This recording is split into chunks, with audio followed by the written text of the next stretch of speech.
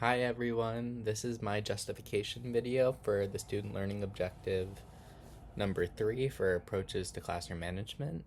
So, how did applying the student learning outcome guide your future decisions and practices? Going into education, I was always a little bit concerned. I have always had a very short fuse. I've had a lot of difficulty maintaining sort of order in myself when I get frustrated, upset, angry, any sort of extreme emotion. And working in an environment surrounded by small children, it was always a huge concern of, how my approaches would be impacted by being in something like that when I know myself so well and knew that I already experienced difficulties in a day-to-day scenario just trying to get by without being short-tempered or being angry or upset and lashing out at others. So it was definitely a very interesting challenge to,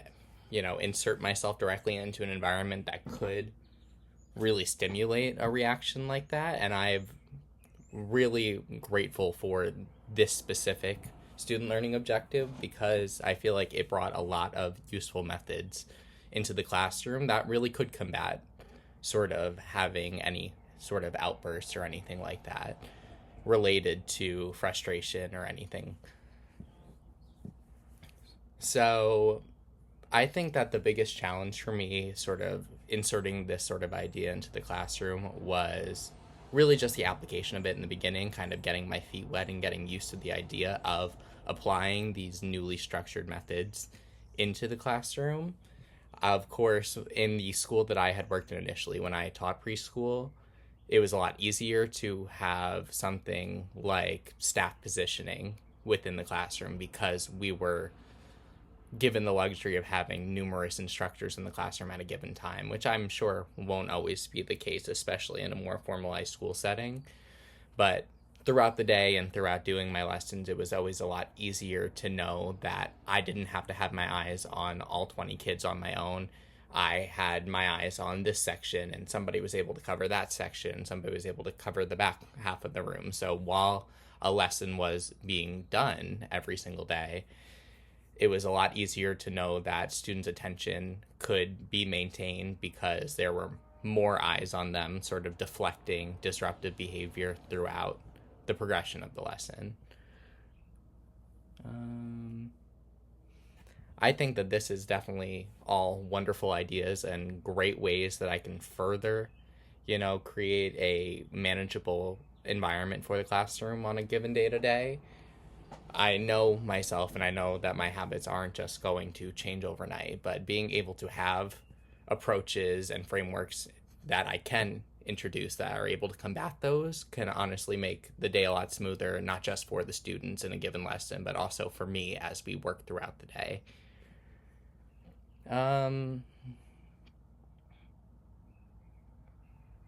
I think that the best foot moving forward is going to very much be to continue to apply and to continue to look for other approaches that could potentially combat things, because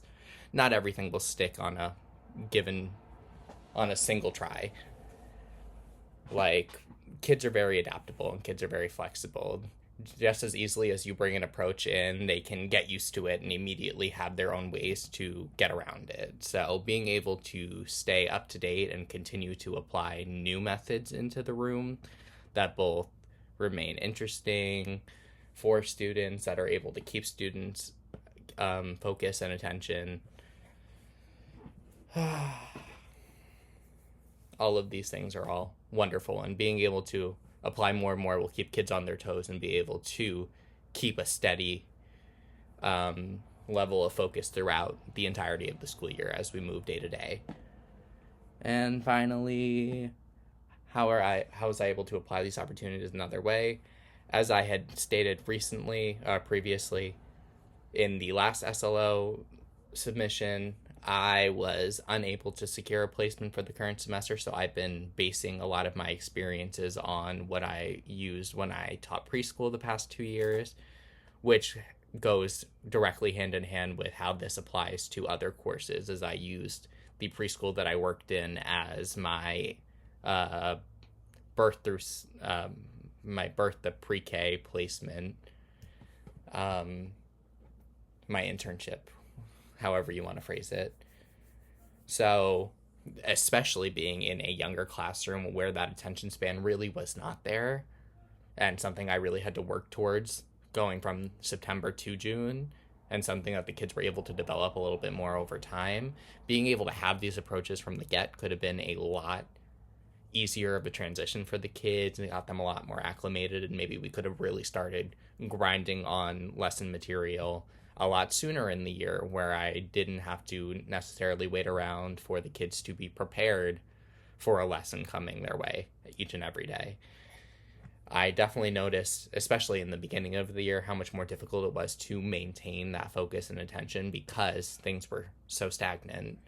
We were doing the same things, the same activities every single day, and that really started to wear on the kids. And being able to have something like this where I was able to be a little bit more dynamic in a given day-to-day lesson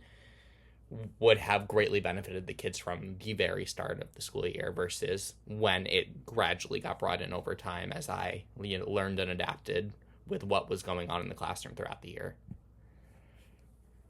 But I think that's it for me, so thank you.